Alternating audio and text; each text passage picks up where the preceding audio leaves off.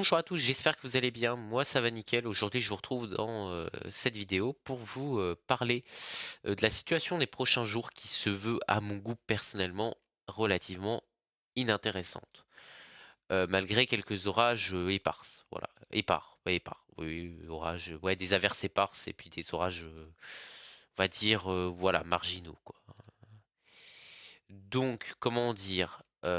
C'est vrai qu'au niveau orage, il y a eu des orages ces derniers jours, pas chez moi, mais il y en a eu, voilà, hein. Il y a eu des beaux orages, il me semble, par là, et un peu dans le sud d'ailleurs actuellement, il y a un orage, voilà. Et ça c'est d'ailleurs à la ville d'Orange, voilà. Donc, qu'est-ce qui va se passer les prochains jours? Alors, on va regarder un petit peu ça, je vais vous montrer un peu ça sur GFS, hein. GFS qui hier avait un scénario relativement banal, hein, voilà. On aurait quand même, retour d'un flux semi-océanique, avec des descentes comme ça et des beaux conflits de masse d'air, donc ça serait là plutôt, heu, des situations orageuses, hein, voilà, hein, fin mars. Là, c'est vrai que ça serait une belle situation orageuse, je pense. Et puis au niveau des rafales de vent, je pense qu'il y aura aussi, on sera quand même servi, non? Ouais, ouais quand même, OK. Donc on serait carrément sur un fort coup un coup de vent. Ce qui est possible, hein, voilà et puis qui traverse de nord-ouest en, sud, ce qui est possible. Notamment le jet stream est très peu présent, mais il est quand même normalement légèrement présent, voilà. Il est présent. Il est présent. OK, c'est pas la fin du jet. Là, c'est qu'il y a une belle branche, hein. Ça dépend s'il y a un décalage à l'ouest, ça pourrait le coup de vent pourrait être plus fort, si c'est à l'est, moins. Voilà. Donc en plus de ça, je pense qu'il y aura forcément des orages, hein, à mon avis, hein, voilà, on va regarder les températures, hein, ça va nous confirmer ça. Déjà température au sol, bah, voilà. Ah, ouais, oui, voilà, oui, oui. Heu, Différence et de température. On va regarder à 850 hectopascales où là, ouais, il y a une nette différence il y a un beau conflit, hein. Heu, donc ouais, ça pourrait occasionner quelques trucs, enfin quelques trucs, quelques orages, enfin quelques situations orageuses intéressantes. Avec un petit, coup de vent peut-être, voilà. Donc j'avais pas vu ça parce que c'est que j'ai pas trop regardé depuis, ce matin. Hier, j'avais regardé parce que j'avais essayé de tourner une vidéo, sauf que il y avait rien d'intéressant sur les modèles, donc j'ai décidé de finalement pas la publier. Au niveau du Cape, en fait, il y en a pas tant que ça et c'est ça qui est bizarre, qui est étrange, ouais. Mmh. Ouais, non, non, il y a pas tant de Cape. Au niveau des pressions, par contre, il y a un beau resserrement isobarique quand même. Il est pas magnifique non plus, mais il est sympa, ouais, il y a un petit resserrement isobarique qui est à prendre en compte, ouais, voilà, un tout petit, mais ouais, il y aura du vent, quoi. Aussi sur les sommets, sur les massifs. Mmh. JMA, lui, il voit, quelque chose de complètement différent. Il voit cette, dépression, mais qui se forme plus à l'est. Mais après, je pense pas qu'on retournerait dans des situations tempête oui, je pense pas qu'il y aura de tempête. Après, on n'est pas encore en avril. On est même encore entre guillemets «loin» du mois d'avril. Il y a encore une bonne semaine, sachant que la tempête Diego, par exemple, c'était, il me semble, le 8 avril. J'ai regardé ça, donc je vais cut au montage. Donc, pour la tempête Diego, c'était le 7-8 avril, hein. C'est-à-dire, c'est l'équivalent dans 2 semaines.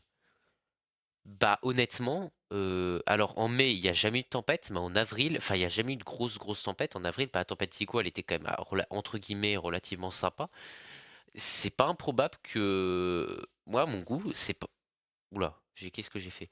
C'est pas improbable que, il y ait un coup de vent, une petite tempête sympa. Beh, là, d'ailleurs, il y a une synoptique plutôt sympa, le dimanche prochain. Ouais, c'est vrai que là et puis, bah, même là, on serait sur un Mistral, un beau Mistral avec, la bise là, bise et Mistral, forte bise et Mistral là du coup. Alors lui c'est complètement différent, c'est ECMWF, ce qui est relativement drôle. OK. Alors le GFS sur Windy est complètement différent. OK, ouais, ouais, qui est beaucoup plus au nord. Icon lui il est, lui il y a toujours ce Mistral, voilà. Alors moi, s'il y a du Mistral, je serai impacté par la bise, donc c'est ça qui peut être assez intéressant. Voilà. Bon, bah autrement, non, ouais. Ouais, ouais, ouais, ouais, ouais, ouais. Mais après, il n'y aurait pas d'autres synoptiques tempétueuses. Par la suite, il y aurait une dépression, là, un système dépressionnaire qui serait bloqué, là, et je pense qu'il amènerait de la belle flotte bien dégueu pendant pas mal de temps, voilà.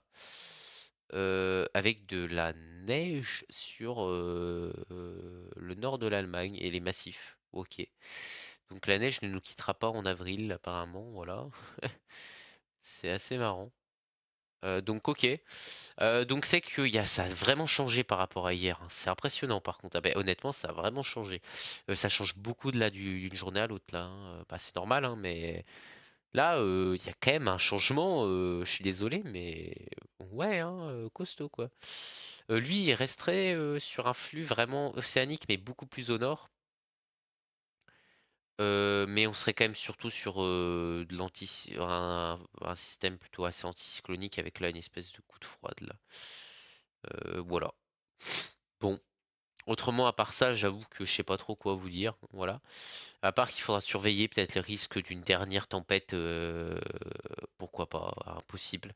Mais je pense pas. Au niveau des tempêtes, les gars, je pense que c'est terminé, hein, voilà. Voilà. C'est que la saison des tempêtes, bon bah moi c'est que bon, la tempête Berthe, j'étais très content, mais bon, j'en attends une dernière, j'espère en tout cas. Voilà. Autrement, mis à part ça, au niveau des températures, ça va être relativement doux. Comme on va montrer, je vais vous le montrer sur Windy, c'est plus concret. Donc c'est une quinzaine de degrés l'après-midi. Le matin, il y aura peut-être quelques gelées de temps en temps, mais voilà, après l'après-midi, ça monte, hein. L'après-midi, là, il n'y a pas de problème, hein. Voilà. Bon, bah j'ai pas m'attarder plus. Donc voilà, en ce moment, donc on est vraiment, ce qui est logique, c'est le mois de mars, début avril. On est sur les mois de transition de la saison des tempêtes à la saison orageuse, donc forcément que c'est des mois qui sont très ennuyeux pour les passionnés de météorologie. Voilà, donc j'attends maintenant les orages avec impatience. Et les orages, je sais qu'autant les tempêtes en Saône-et-Loire, c'est normal que j'ai pas grand-chose, mais les orages, je sais qu'il y a moyen d'avoir de gros trucs. 2021 l'a prouvé, et c'est ça qui est cool. Voilà. Donc cette année, est-ce que j'aurai enfin un orage avec des vraies grosses rafales de vent comme ce que j'adore, hein. Mes orages préférés, c'est les orages avec des rafales de vent énormes, peut-être d'atteindre les 120, je ne sais pas, ce qui serait peut-être énorme et effrayant à la fois. Voilà, donc j'avoue que la saison orageuse nous réserve des surprises et je pense que je lancerai son ouverture à partir du 1er mai, voire de mi-avril. Voilà. Ouais, je vous dis salut, je vous retarde pas plus et je vous dis à plus. Et puis merci de votre visionnage.